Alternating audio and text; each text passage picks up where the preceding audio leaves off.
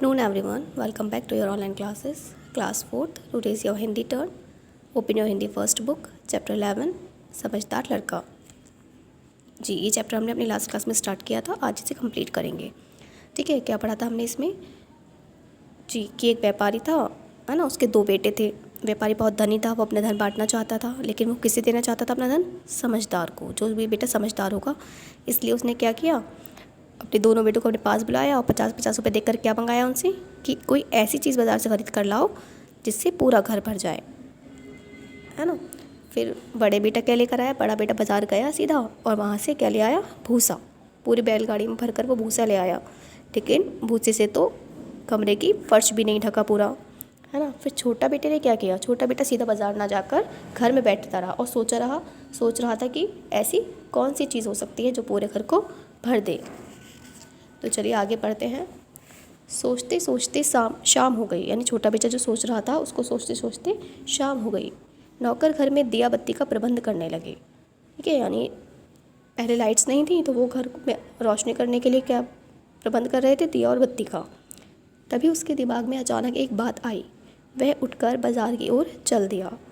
वह सीधा उस दुकान पर पहुंचा जहां मोमबत्तियां मिलती थीं. उसने 50 रुपये की मोमबत्तियाँ ख़रीद ली जो बड़ी संख्या में आ गई. ठीक है. यानी मोमबत्तियाँ बहुत सारी आ गई. 50 रुपये में वो उसने ख़रीद ली. मोमबत्तियाँ लेकर छोटा बेटा अपने घर पहुंचा. तब तक पूरा अंधेरा हो चुका था.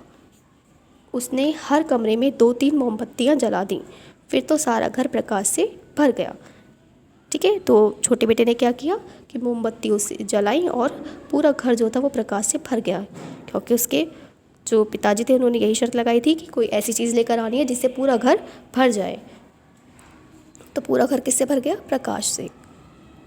यह देखकर व्यापारी बहुत खुश हुआ. उसने अपने बेटे की पीठ थपथपाते हुए कहा, बेटा तुमने सच्ची समझदारी दिखाई है.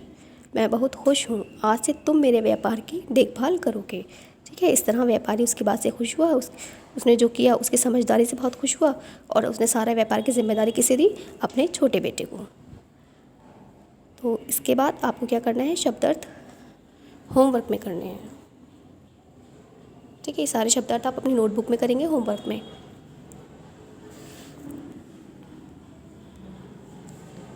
फिर देखिए, सबसे पहले हैं बहुविकल्पीय प्रश्न. आपको ये एक्सरसाइज बुक में ही फिल करनी है. पहले है व्यापारी के कितने बेटे थे? तो आप बता देंगे 2. ठीक है. 3 ऑप्शन दे रखे हैं, 1, 2, 3. तो आपको सही विकल्प कौन सा है? 2. उस पर टिक करना है. प्रश्न नंबर 2, व्यापारी अपना व्यापार किसे सौंपना चाहता था? बड़े बेटे को, छोटे बेटे को या समझदार बेटे को? जी समझदार बेटे को. दोनों में से जो भी समझदार होगा उसे. तो आप 3rd ऑप्शन पे टिक करेंगे, समझदार बेटे को. बड़े बेटे ने अपने रुपयों में से क्या खरीदा? मोमबत्तियाँ, मीठे मीठे आम या भूसा? जी करेक्ट आंसर होगा आपका भूसा. इसके बाद आता है व्यापारी ने अपने व्यापार की जिम्मेदारी किसे दी?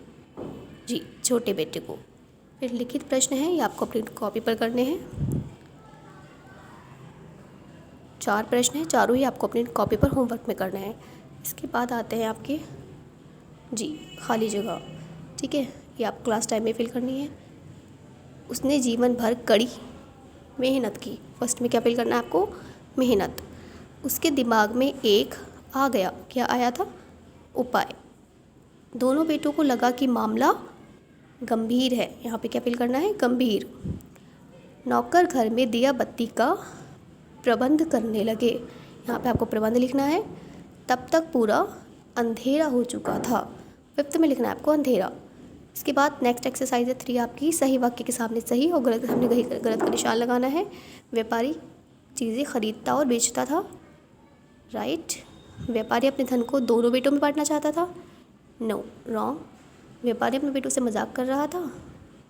ये भी रॉन्ग हो गया. भूसे से पूरे घर का फर्श भी नहीं भर पाया. राइट. दूसरा बेटा सीधा बाज़ार नहीं गया. राइट. दूसरा बेटा बाज़ार नहीं गया था, यानी छोटा वाला बेटा.